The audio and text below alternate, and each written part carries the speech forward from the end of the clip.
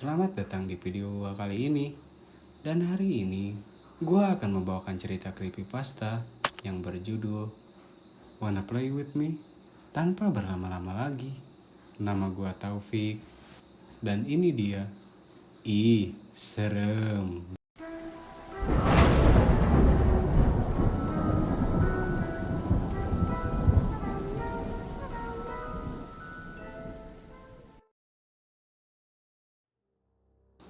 Ketika itu adalah malam yang sangat biasa. Aku kelelahan. Pekerjaan di kantor agak membuatku sedikit stres dan aku sangat ingin tidur. Tapi malam ini terasa agak berbeda. Hembusan angin sepertinya terasa mengerikan. Langit terlihat lebih gelap. Ketika aku bersantai di sofa dan menonton acara favoritku, aku melihat bayangan seperti siluet berdiri di luar jendelaku. Bayangannya terlihat dari tempatku duduk. Aku mencoba fokus, benar-benar memperhatikan sosok apakah itu. Tidak ada apapun selain kegelapan. Aku berpikir kalau aku hanya kelelahan saja. Pekerjaanku cukup banyak hari ini. Itu saja. Ketika acara favoritku sudah selesai, aku segera pergi tidur. Ketika aku berusaha untuk tidur, tiba-tiba terdengar deritan pintu kamarku. Aku mengabaikannya karena terlalu lelah untuk mengurus hal-hal konyol seperti itu. Tapi aku merasa seperti sesuatu memperhatikanku. Aku mencoba berpikiran positif karena aku sangat ingin tidur. Tapi kemudian aku mendengar nafas yang sangat berat dan pelan. Jadi aku mencoba menahan nafasku sebentar untuk membuktikannya. Ternyata itu bukan nafasku. Aku melompat bangun dan membuka mata. Mendadak tubuhku menjadi beku ketika aku melihat seseorang di sudut tempat tidurku. Seorang gadis kecil yang kira-kira berumur 6 tahun, berambut panjang yang hitam, dalam balutan gaun tidur berwarna putih. Dia menatapku tanpa berkedip dan tersenyum lebar. Dia mempunyai luka sayatan yang cukup dalam di wajahnya. Tangannya yang diletakkannya di samping terlihat penuh oleh sesuatu yang berwarna merah. Kami berdua duduk dan saling pandang beberapa waktu, sampai dia mengeluarkan jeritan yang menyeramkan. Saat itu, aku mencoba berlari menggapai pintu, tapi dia melompat ke arahku, menancapkan kukunya ke wajahku. Matanya yang hitam hanya berjarak beberapa inci dari mataku dan terus menjerit dengan suara melengking. Suaranya kencang sekali. Aku terus berontak dan sekuat tenaga menjauhkan dia dariku.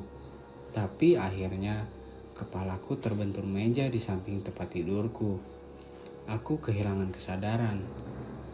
Aku terbangun dan mendapati diriku berada di basement yang kosong. Pakaianku masih lengkap, kecuali kaosku. Aku berjuang untuk mendapatkan kembali keseimbanganku. Kulihat kepalaku sudah penuh dengan darah kering.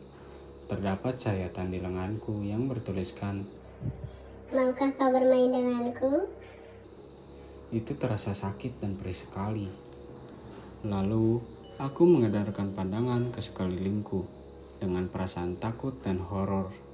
Dan aku melihat pintu besi dengan rembesan darah di bawahnya.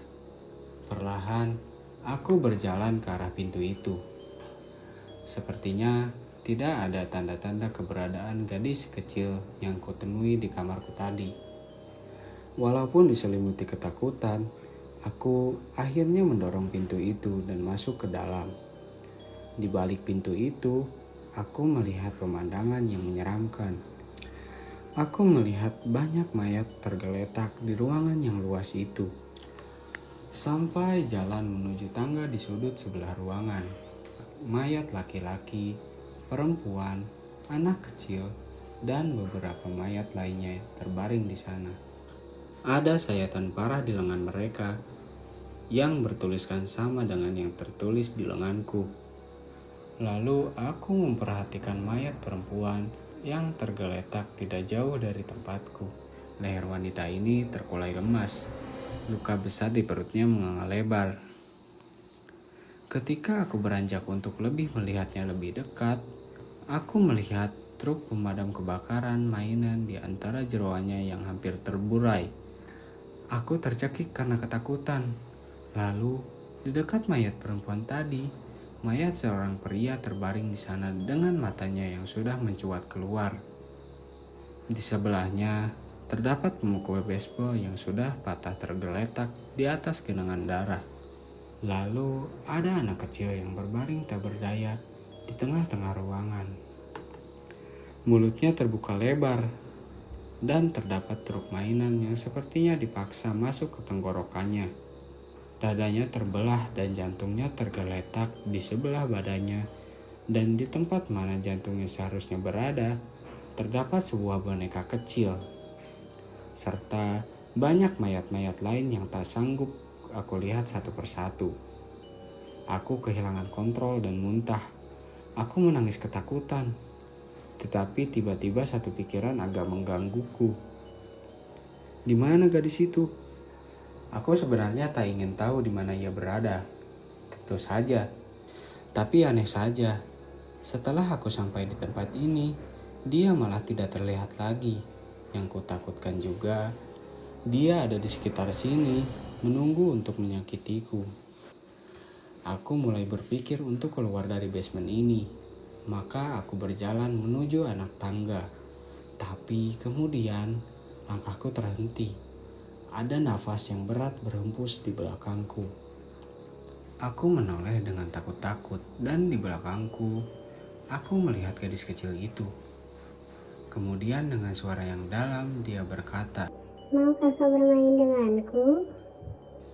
Dia mulai berteriak histeris lagi. Aku berbalik dan bersiap untuk berlari, tapi dengan sigap dia menangkapku. Kukunya yang setajam pisau mencakar punggung dan leherku. Aku berusaha melawan sekuat tenaga, dan akhirnya aku berhasil menghempaskannya ke lantai. Lalu aku menaiki tangga dengan berlari ke arah pintu keluar di ujung anak tangga. Tapi secepat kilat, dia mendahuluiku dan menghalangi pintu.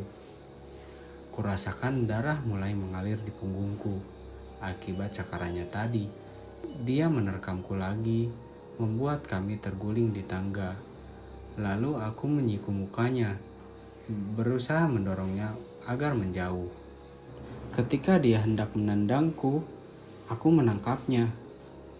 Matanya yang lebar dan hitam memandangku dengan tatapan liar dan ganas. Kukunya mencakari mukaku yang terasa sudah hancur akibat cakarannya. Teriakannya memekakan telingaku. Dia mengangkat tangannya dan tersenyum lebar sekali. Lalu tangannya menusuk mataku. Semuanya mendadak gelap. Ketika bangun, aku sudah berada di rumah sakit. Perban memenuhi tubuhku, juga mataku sebelah. Tapi aku bersyukur, aku masih bisa melihat. Seorang polisi berdiri di ruanganku, sedang berbicara dengan dokter. Mereka menyadari aku telah bangun dan tersenyum kepadaku. Mereka menginformasikan padaku bahwa aku adalah satu-satunya korban yang selamat dari pembunuhan massal yang dilakukan oleh seorang pria yang berumur setengah baya, dan polisi telah mengamankan pelaku. Aku menceritakan pada mereka tentang gadis yang kulihat, tetapi mereka berkata tak ada gadis kecil di tempat kejadian. Aku bersikeras, tapi mereka tidak mempercayaiku. Mereka hanya mengatakan kalau aku membutuhkan istirahat. 2 minggu berlalu dan aku sudah diperbolehkan pulang ke rumah. Ketika aku keluar dari ruangan dan melewati ruang tunggu, aku melihat beberapa mainan berserak di sana. Mobil pemadam kebakaran mainan, truk mainan, dan boneka. Tragisnya, di dekat mainan itu, duduklah seorang gadis kecil berambut panjang dan memakai gaun putih, tersenyum manis padaku. Dan dengan suara yang dalam dia berkata, Maukah bermain denganku?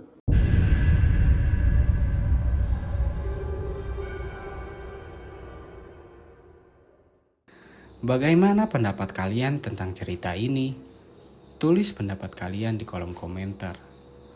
Sebelum kalian meninggalkan video ini, alangkah baiknya kalian like dulu video ini, komen dan subscribe. Segitu saja video untuk hari ini. See you soon guys. Bye.